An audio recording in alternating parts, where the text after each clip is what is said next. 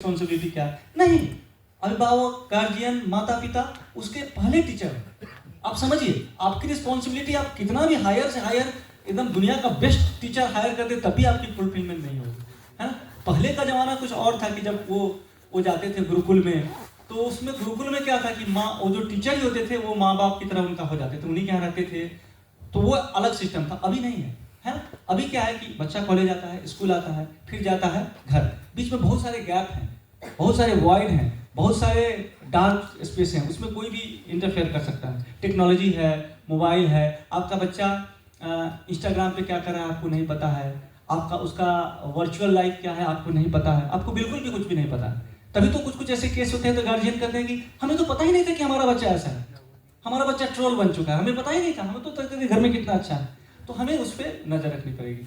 एक बहुत अच्छी किताब है एंजाइज जनरेशन, इसके इन बच्चों को लेके है, जोनाथन हैथ की। उसमें वो बोलता है, बहुत अच्छे से किताब की शुरुआत करता है, वो बोलता है कि हमको हमारे बच्चों को अगर मंगल ग्रह पे भेजना हो तो हम जांचेंगे ना कि मंगल ग्रह पे क्या है, वहाँ का आबो हवा कैसी है, वहाँ ऑक्सीजन है कि नहीं, हमारे बच्चे कैसे सर्वाइव करेंगे, खाना खाएंगे कि नहीं।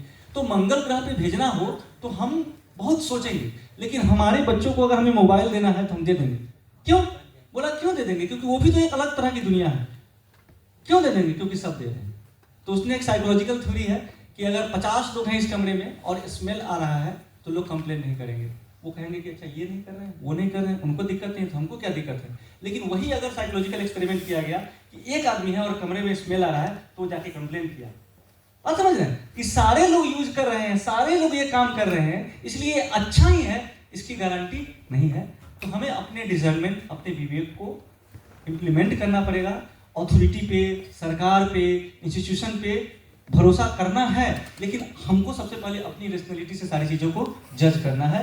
और आपकी ये ड्यूटी है, ये ड्यूटी इसलिए है क्योंकि आप बच्चों को नेक्स्ट जनरेशन में ट्रांसफॉर्म कर रहे हैं। हम सब जब बूढ़े होंगे तो यही बच्चे हॉस्पिटल संभालेंगे, इंस्टीट्यूशन संभालेंगे, एडमिनिस्ट्रेशन संभालेंगे। तो हमारी रिस्पॉन्सिबिलिटी है बेसिकली कि हम इनको बेहतर करें ताकि हमारा भविष्य बेहतर होगा। हम क्या करते हैं कि अपना बनाने में इनको ध्यान नहीं दे रहे हैं। एज ए सोसाइटी हम लोग का फेल्योर है। जैसे कि एक गेम थ्योरी में हम लोग पढ़ते हैं मैथमेटिक्स में कि उसमें होता है कि स्टैग एंड हेयर थ्योरी है उसमें, कि सारे लोग गए शिकार करने के लिए, एक हिरन का शिकार करने के लिए गए। तो सारे लोग चारों तरफ से घेरे हुए थे हिरन का शिकार करने के लिए। बीच में एक आदमी खड़ा था, उसको एक खरगोश मिल गया। तो उसने सोचा कि अरे भाई, अब हिरन मरेगा, सब में बटेगा, मरेगा कि नहीं मरेगा, मिलेगा कि नहीं मिलेगा, मुझको तो खरगोश मिल गया, चलो। बस वो क्या किया कि खरगोश उठाया और अपने घर चल गया। बीच में खाली जगह हुआ, हिरन वहीं से भाग गया और बाकी सारे लोगों को कुछ नहीं मिला। तो एक आदमी के घर में तो हिरन का मांस बना, खरगोश का मांस बना, बाकी लोग का घर उपवास रहा, कुछ बना ही नहीं। तो ये हम लोग ना इंडिविजुअल गेन में एज ए कलेक्टिव जो फेल्योर हो रहा है उसको इग्नोर कर रहे हैं। आज देखिए कि सब लोग सक्सेसफुल हैं, सबके एक थाली में अच्छे खाने हैं, ऐसी कोई बहुत दिक्कत नहीं है। लेकिन आप भी ये रियलाइज करेंगे कि सामूहिक रूप से हम फेल्योर होते जा रहे हैं। एज ए सोसाइटी हम लोग फेल्योर होते जा रहे हैं, एज ए इंस्टीट्यूशन हम लोग फेल्योर होते जा रहे हैं। क्यों? क्योंकि हम लोगों ने अपने अलावा दूसरों को देखना ही छोड़ दिया। मैं बार बार कहता हूँ, परसों भी किसी से बात हो रही थी हमारी, तो उन्होंने कहा कि ये है वो है, आर्ट ऑफ लिविंग वाले लोग मेरे कॉलेज में आए थे, तो बोले कि अगर सोसाइटी में टॉक्सिसिटी है तो आप कितना भी अच्छा रहेंगे तो आप बाई डिफॉल्ट को टॉक्सिसिटी अपने पास लेके आएंगे। तो हम बोले कि देखिए, इसको मैं एज ए टीचर बताता हूँ कि आप ये सोचते हैं कि मेरा बच्चा टॉप करे, मेरा बच्चा अच्छा करे, ठीक है, आपका बच्चा टॉप करे, हमारी भी शुभकामनाएं हैं, हम भी चाहेंगे कि वो टॉप करे, बहुत अच्छा करे, वो IAS बन जाए, वो डॉक्टर बन जाए, वो कुछ भी बन जाए, जो भी आप चाहते हैं बनाना बन जाए। लेकिन अल्टीमेटली वो बच्चा जाएगा कहाँ? सोसाइटी में। अगर आपके पड़ोसी का बच्चा फेल्योर है, दूसरा बच्चा फेल्योर है, तो हॉस्पिटल में जाएगा तो वहाँ उसको मारेगा, वो बस से यात्रा करेगा वहाँ उसको मारेगा। ये देख, आप बहुत अच्छा कर लीजिए, आपका पड़ोसी का बच्चा फेल्योर है, वो आके रात को दारू पिएगा, हल्ला करेगा, आपके बच्चे की भी नींद खराब करेगा। तो आप इस चीज को समझ रहे हैं कि आपका सक्सेस आपके मेंटल पीस की गारंटी नहीं है। एज ए अगर सोसाइटी, अगर हम लोग सक्सेस नहीं करते हैं, अगर एज ए कलेक्टिव हमारा मेजर कुछ नहीं होता है, तो ये हमारी रिस्पॉन्सिबिलिटी है कि अपने बच्चे का ख्याल रखें तो दूसरे बच्चे का भी ख्याल रखें। बीइंग ए टीचर आपकी रिस्पॉन्सिबिलिटी है सारे बच्चों का ख्याल रखना। बीइंग ए सोशल पर्सन आपकी रिस्पॉन्सिबिलिटी है कि आप पड़ोसी के बच्चों को भी देखें, है ना। इसीलिए विभिन्न रीजन्स में ये कहा गया है यानी एम्पैथिकल इमेजन की बात की, सहजीविता की बात करते हैं, को एग्जिस्टेंस के साथ एग्जिस्ट करें, है ना। तो हम नर्चर करें बच्चों को ताकि बच्चे बेहतर कर सके अपने जीवन में, सुंदर कर सके।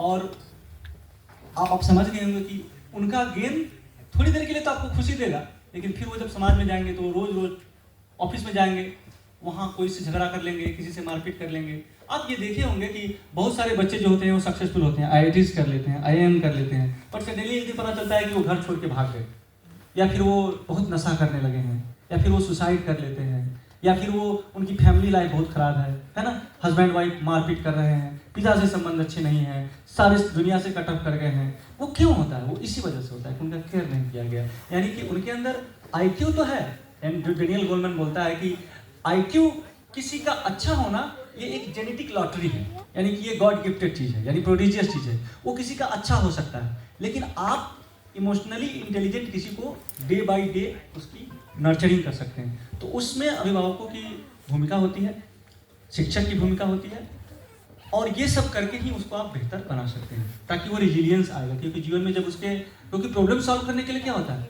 उसको बार बार फेलियर्स को फेस करना पड़ता है और अपने आप को इम्प्रूव करना पड़ता है। अगर हम कोई मैथमेटिकल मॉडल बनाते हैं तो देखते हैं कि फर्स्ट सेकेंड बार बार उसको हम लोग रिविजिट करते हैं। वो एक उसका एल्गोरिथम होता है जिसमें कि हम लोग बार बार उसको स्ट्रक्चर करते हैं, रिस्ट्रक्चर करते हैं, बार बार उसको एमेंड करते हैं, ठीक करते हैं, उससे वो चीज़ें इम्प्रूव होता है। तो हम भी एक मॉडल हैं। अगर आप मैथमेटिकल पॉइंट ऑफ व्यू से आदमी को देखें, इट्स लाइक डिकार्ट जो मैथमेटिशियन था उसने कहा था कि आदमी भी मशीन है, सो ह्यूमन बीइंग और जो भी है इट्स लाइक ए मशीन। तो हम भी मशीन की तरह हैं। अगर आप कॉग्निटिव साइंस को पढ़ें, या जिसमें आर्टिफिशियल इंटेलिजेंस अभी काम कर रहा है, टोटल आर्टिफिशियल इंटेलिजेंस, तो वो ये कहता है कि टोटल आर्टिफिशियल इंटेलिजेंस जिसमें बात हम करते हैं, तो उसमें मैथमेटिशियंस जो है वो क्लासिकल लॉजिक की जगह में फजी लॉजिक यूज कर रहे हैं, यानी कि मैथमेटिक्स को मोर ह्यूमन बना रहे हैं। Is that so? इसमें हमारा रोल है कि हम जहाँ मैथमेटिक्स को ह्यूमन बनाने की बात हो रही है, यानी कि क्लासिकल लॉजिक जो ट्रू फॉल्स पे चलता है, अब फजी लॉजिक जो है वो 0 और 1 के बीच में चल रहा है। यानी कि पंखा का स्विच अब ऑन ऑफ नहीं हो रहा है, वो 0 से ऐसे जा रहा है और ऐसे जा रहा है, यानी लाइट धीरे धीरे बढ़ रहा है और धीरे धीरे कम हो रहा है। उसको मोर ह्यूमन किया जा रहा है। इधर क्लियर? तो हम क्या कर रहे हैं, हम आदमी को मोर मशीन कर रहे हैं। यानी आदमी अब ट्रू और फॉल्स में सोच रहा है, या तो मेरा दोस्त है या मेरा दुश्मन है, बीच का नहीं हो सकता है। उसको ये सेंस ही नहीं है कि दोस्त भी कभी कभी दुश्मन की तरह व्यवहार कर सकता है, दुश्मन भी कभी कभी दोस्त की तरह व्यवहार कर सकता है। यानी कि जैसे होता है ना कि राजनीति में कोई दोस्त नहीं होता है, कोई दुश्मन नहीं होता है, तो रियल लाइफ में होता है कि किसी मुद्दे पर हम एक साथ हैं तो हम दोस्त हो गए, किसी मुद्दे पे हम अगर विरोधी भाव रखते हैं तो हम दुश्मन की तरह व्यवहार करेंगे। लेकिन अभी के समय में क्या हुआ है कि बच्चा के मन में ये हो गया है कि एक बार मेरा विरोध कर दिया तो ये मेरा दुश्मन हो गया, आइदर माई वे और हाई वे, जैसे मॉडर्न डे फिलोसफी। यानी कि या तो ये अमेरिकन फिलोसफी है कि या तो जॉर्ज बुश के साथ है या सद्दाम हुसैन के साथ है, बीच का कोई नहीं हो सकता है। इधर तो ये एक बच्चे के मन में धारणा हो गई, बुलियनियन लॉजिक जो ट्रू फॉल्स, ऑन ऑफ, या तो साथ है या नहीं है, दुश्मनी हो गए, है ना। बीच का रास्ता हम लोग जिसको नहीं रखते हैं। तो अगर उसके अंदर अगर एक रिजिलियंस डेवलप हो, मैथमेटिकल टैलेंट डेवलप हो, तो आप देखेंगे कि मैथमेटिकल टैलेंट डेवलप होना उसको बहुत सोशली बनाएगा, बहुत ज़्यादा वो चीज़ों को समझ पाएगा। अगर उसके अंदर मैथमेटिकल एबिलिटी नहीं है तो क्वांटिफाइड नहीं होगा, वो चीज़ों को जज नहीं कर पाएगा ठीक से, तो जीवन में गलत डिसीजन लेगा। हम लोग मैथमेटिक्स में पढ़ते हैं डिसीजन मेकिंग, गेम थ्योरी में ही पढ़ते हैं, तो वो अच्छे डिसीजन नहीं ले पाएगा, और अच्छे डिसीजन नहीं ले पाएगा तो सक्सेस नहीं पा पाएगा, क्योंकि आप उसको जज नहीं कर पाएगा चीज़ों को, क्योंकि उसके अंदर एक प्रोबेबिलिस्टिक व्यू नहीं होगा, यानी कि वो जज नहीं कर पाएगा चीज़ों को कि क्या होने वाला है क्या नहीं होने वाला है। तो ऑब्वियसली ये सारी चीज़ें कहाँ से आती है कि एक इरेशनल होगा तो तरह तरह की बिलीव, तरह तरह की बातें करेगा, है ना, कहेगा कि ये ऐसे हो रहा है वैसे हो रहा है, आप भी उससे, और दुनिया में एक तरह का एनार्की फैलने लगेगी, तो फिर बहुत तरह की समस्याएं हैं। क्योंकि ये जो होमो सेपियंस ने इस स्पेस को आज पहुंचाया है, मैं कल ही किसी से डिस्कस कर रहा था तो बोला कि आदमी कितना कमज़ोर है, इसके पास अगर टेक्नोलॉजी छीन लिया जाए तो ये मक्खी से जैसा भी नहीं बोल सकता है। इसके पास अगर नाव और बोट जो सामूहिक रूप से बना हुआ है वो छीन लिया जाए तो ये मछली जैसा भी नहीं तैर सकता है। लेकिन इसको कितना अहंकार है, अहंकार उसको सामूहिकता नहीं दिया, क्योंकि ये भवन बिल्डिंग अकेले क्या बना सकता है? ये हमारे पास प्लेन रेल कोई अकेले बना सकता है? होमो सेपियंस की स्पेशलिटी ही यही थी कि उसने कलेक्टिव ढंग से काम किया, सामूहिकता में काम किया, तभी वो सुरक्षित रह पाया। नहीं तो कुत्ते घूमते रहते हैं बाहर, उनमें वो कलेक्टिवनेस नहीं है कि वो घर नहीं बनाते अपने लिए, जहाँ मिलता है रह जाते हैं। तो आदमी आज क्या है कि हम लोग कलेक्टिव को छोड़ के फिर से एक इंडिविजुअल रास्ते पे जा रहे हैं। हमारी सफलता हम एकेडमीज में भी देखते हैं, हमारे साथ कॉलीग लोग हैं, मैंने ये पेपर पब्लिश किया, मैंने ये कर लिया, लेकिन जो कलेक्टिव रूप से बात की जाएगी तो नहीं आते। यानी कि इसलिए सोसाइटी में भी देखिएगा मेरा घर बन गया, अरे छोड़िए ना उनका, अरे कैसे बन गया आपका घर? आपका घर बन गया, पड़ोसी का घर नहीं है, तो रात को आके चोरी करेगा आपके यहाँ, तो आप चैन से सो ही नहीं पाएंगे। सो तो बीइंग ए मैथमेटिशियन हमारी रिस्पॉन्सिबिलिटी है कि हम सोसाइटी को, इसीलिए कोऑपरेटिव गेम थ्योरी का आइडिया आया। कोऑपरेटिव गेम थ्योरी का आया कि सहयोग से चीजें कैसे हो सकती है ना। अगर सारे लोग किसी चीज को लेकर लड़ने लगेंगे तो सबका भला नहीं होगा। इसीलिए कहा गया कि इंडिविजुअल गोल और ऑर्गेनाइजेशनल गोल की बात की गई। तो ये सारी चीजें कहाँ से आ रही है? ये सारी चीजें फंडामेंटल ऑफ मैथमेटिक्स से आ रही है। तो अगर बच्चों के अंदर आप अगर मैथमेटिकल टैलेंट डेवलप करेंगे तो निसंदेह अपने करियर में वो सक्सेस करेंगे, but as a societal role में भी वो बहुत सक्सेस करेंगे। तो अपने बच्चों को कुछ भी पढ़े वो, उनका बेसिक फंडामेंटल मैथमेटिक्स बहुत अच्छा होना चाहिए। आप लोग ये कोशिश करिए और मैथमेटिक्स के फील्ड में वो काम करें। तो ये इसलिए अच्छा है क्योंकि हमारे सोसाइटी या हम एज ए साइंटिफिक डेवलपमेंट एक जगह जाकर रुक गए, स्टैग्नेंट हो गए। आज जो भी डेवलपमेंट हो रहा है कोई मौलिक काम नहीं हो रहा है, सारा एक ही टेक्नोलॉजी में थोड़ा ऐड करके आ रहा है। यानी कि जो मैं बोला था पहले कि इंसाइटफुल प्रॉब्लम सॉल्विंग नहीं हो रही है क्योंकि लोगों के पास इंसाइट ही नहीं है। यानी कि हमारा स्कूल कॉलेज समाज ही इंसाइट हो चुका है, तो बच्चे कुछ मौलिक चिंतन कर ही नहीं पा रहे। तो उनमें जो ओरिजिनलिटी को लाने का, प्रवेश कराने का जिम्मेदारी माँ के बाप की है। माँ ही सबसे पहली जो टीचर होती है ना। और अगर आप चाइल्ड साइकोलॉजी पढ़े तो उसमें कहा है कि माँ ने छोटे बच्चे से अगर ठीक से आंख नहीं मिलाया तो बच्चा को लगता है कि मैं सुंदर नहीं हूँ, तो जीवन भर डिप्रेस रहता है। सोचिए, शुरुआत के कुछ महीने अगर माँ ने ठीक से बच्चे से आंख नहीं मिलाया तो बच्चे को लगेगा जीवन भर कि मैं अच्छा नहीं हूँ, और वो जीवन भर देखते रहेगा कि मैं अच्छा नहीं हूँ, अपने आप को प्रूव करते रहेगा। ये साइकोलॉजी कहता है, एलिस मिलर का पूरा काम है। जो वो मीर जिसको कहता है कि मुंह तका ही करे है जिस चीज का हैरती है या आईना किसका, तो जीवन भर मुंह तका करेगा कि अच्छा ये वैलिडेट कर दे मुझे, ये वैलिडेट कर दे मुझे, ये कह दे बहुत अच्छा है। क्यों? क्योंकि उसको माँ से वैलिडेशन। तो अपने बच्चों को घर में ही उनको प्रेम दीजिए, उनको वैलिडेट कीजिए ताकि वो फोकस्ड रहे, तमाम तरह की बुरी चीज़ों में ना पड़े। और मैथमेटिक्स बहुत सुंदर रिवार्ड सिस्टम है। डोपामाइन से जब प्रॉब्लम सॉल्व कर लेता है ना तो बच्चे के भीतर डोपामाइन से रिलीज होता है ना, हम खुश हो जाता है। आप भी महसूस किए होंगे कि जब आप क्वेश्चन सॉल्व करते थे आपको इतना प्लेजर महसूस होता है कि आप सब चीज़ भूल जाते हैं। मुझे याद है कि मेरा कैलकुलस का पेपर था और मैंने रात भर जग के पूरा कैलकुलस बना दिया। मुझे इतना अच्छा लगा था। रात मैं शाम को बैठा, ऐसा नहीं था कि मैं बना, मुझे अच्छा लग रहा था, है ना। तो नशे की तरह था कि मैं सुबह उठा तो सब बना दिया। तो अब मैं सोचता हूँ कि वो क्या था, तो मैं बोला कि वही डोपामाइन रिलीज हो रहा था। बनाते बनाते मुझे लगता कि अरे ये भी कर लिया, अरे ये भी कर लिया, तो कुछ नहीं है, मतलब। तो बच्चे के अंदर भी ये चीज़ें है ना। तो आप उसको नर्चर कीजिए, उसकी नींद को उसके जीवन में प्रवेश कराइए, है ना।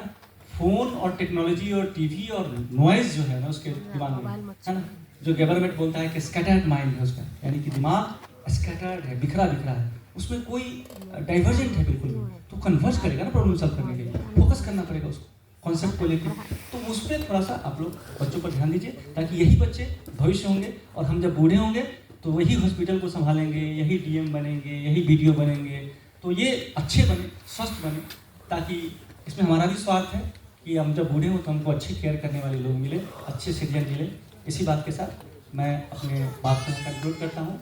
आप सबके बच्चों को शुभकामनाएं, आपको भी शुभकामनाएं, ताकि ज़िंदगी में सुंदर करे, सार्थक करे, ताकि यदि सोसाइटी सबका भला हो। कि अगर ये अच्छा करेंगे तो परिवार का भला होगा, परिवार के भला होने से गांव का भला होगा, गांव का भला होने से पूरे जिले का भला होगा, और इस भलाई से पूरी दुनिया में भला होगा। तो वो भलाई हम तक भी थोड़ा सा पहुँचेगी, यानी वो मैत्री की भावना जिसको बोलते हैं वो हम तक पहुँचेगी। धन्यवाद।